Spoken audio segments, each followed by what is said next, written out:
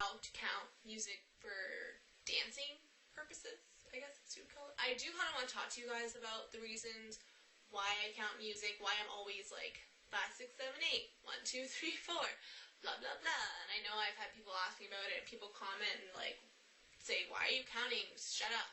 So, starting, I know I've had questions, people asking me, why do I only count to 8?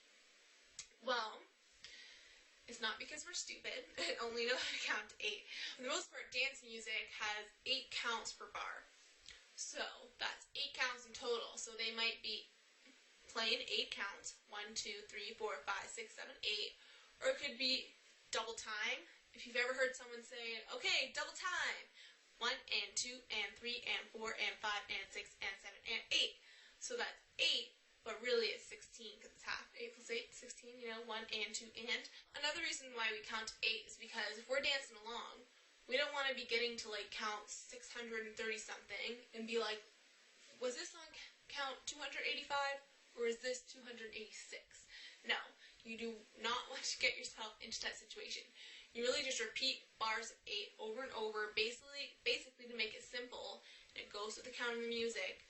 And a lot of times, personally, when I'm counting the music, a lot of times I'm just kind of going along with it, but when I get to that section where it's a little bit more tricky and I really have to focus on what the step is, that's when the counts really help me.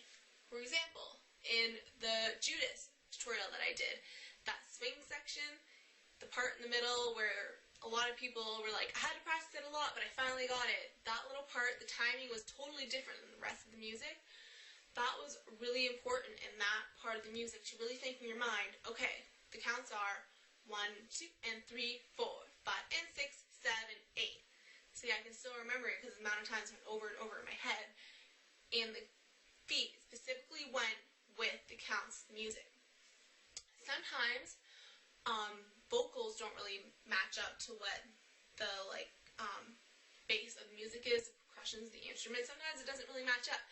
That's why it's important to know the counts, because a lot of times there aren't the lyrics to go with, say the interlude to the song or a breakdown or something. You don't know what the words are. So many people say, oh yeah, I'm just going to do it to the words. It's like, well, say a group of 5 of you are all doing it to the words, you're not going to all be on time. I was kind of getting off track. I'm going into my next point. But that point is just saying that sometimes the lyrics and the vocals don't match up to what the bass beat, specifically the downbeat or the rhythm of the song is.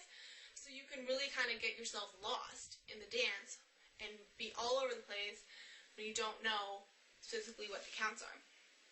Getting into that point that I was just getting into there. Another big reason why we use counts is, say, the choreographer. You have a group of 10 people, say Lady Gaga's backup dancers. They need to know the counts of that music, because you know what, sometimes you're on stage and the sound goes off, the song glitches and skips a couple beats, and or sometimes it does a little weird fast forward motion and then it's off or whatever. You have to, if the music were to totally go off, you can't stop dancing, you have to keep dancing. So you have to kind of say in your mind, oh shit, the music's off, sorry, that's a bad word. And you have to be able to pick up where the counts are and continue on. So the group of however many of you are still on time with each other and still getting the moves without the song. I've been on stage before where the music has totally cut off, glitched, done this and that, and you have to finish the dance. You have a whole panel of judges there in front of you. You can't just walk off stage. You have to finish your dance. Fundamentally, when you choreograph a song or a dance, yes, you do listen to the music, but at the same time, eventually, the music gets turned off and you're teaching it to everybody. You can't just say, okay, when the song says this and this, do this move, and then 2 of these, and that, and hold it for this song and this song. No. You have to have the specific counts in order to teach it to everybody so that they can pick it up and get it. So you can say, instead of, okay, 2 hips, a ball change, and then we're going to crouch down for 2 seconds, and then come up and do this. Instead of that, you can say, okay, we're going to do hips on 3, 4, a ball change, a 5, 6, hold down, 7, 8. You know what I'm saying? So that everyone is on the same path, the same beat, aligned with the music. If you don't have the counts in your head of what you're doing, you're going to be all over the place. yeah, I know this might be a little bit confusing, and for some of you at home who are just doing this for fun, which is what my videos are for, I know I get a lot of flack of people who don't realize that I just do these for fun. This is not to teach people how to be a professional dancer. This is not for me to be a professional dancer. This is just to do this for fun, at home, with a group of your friends, whatever. So you kind of want to think of it as like a painter has their canvas, their blank canvas, and they're going to take their paint and they're going to paint all over it. Choreographer has their blank canvas as really the music, and they're going to take their dancers and put the dancers to the music.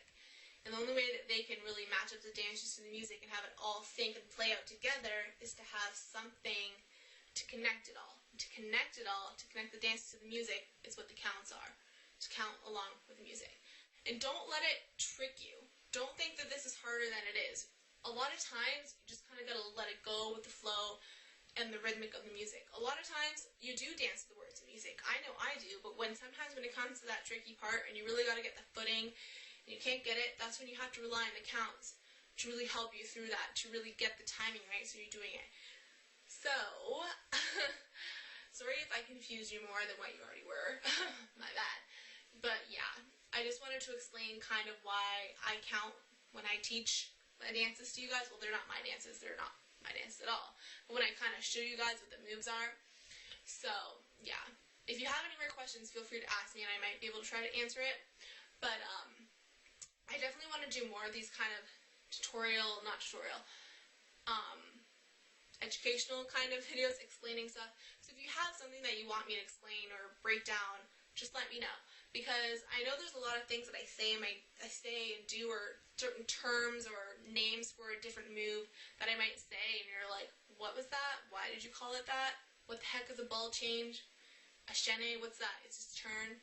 So I really kind of want to start making maybe like a mini series of things where I can kind of explain to you what they are. I definitely want to do a ball change video. I know I say ball change all over the place, and you're like, what the heck is ball change? Isn't that just like a step? There's a difference between a ball change and a step, how you know. So, if you have any ideas or anything that you want me to explain or tell you about, just let me know and I might do that in one of my videos. Okay, thank you for watching. Sorry if I confused you anymore. Thank you for subscribing, and I'll see you in my next video. Mwah.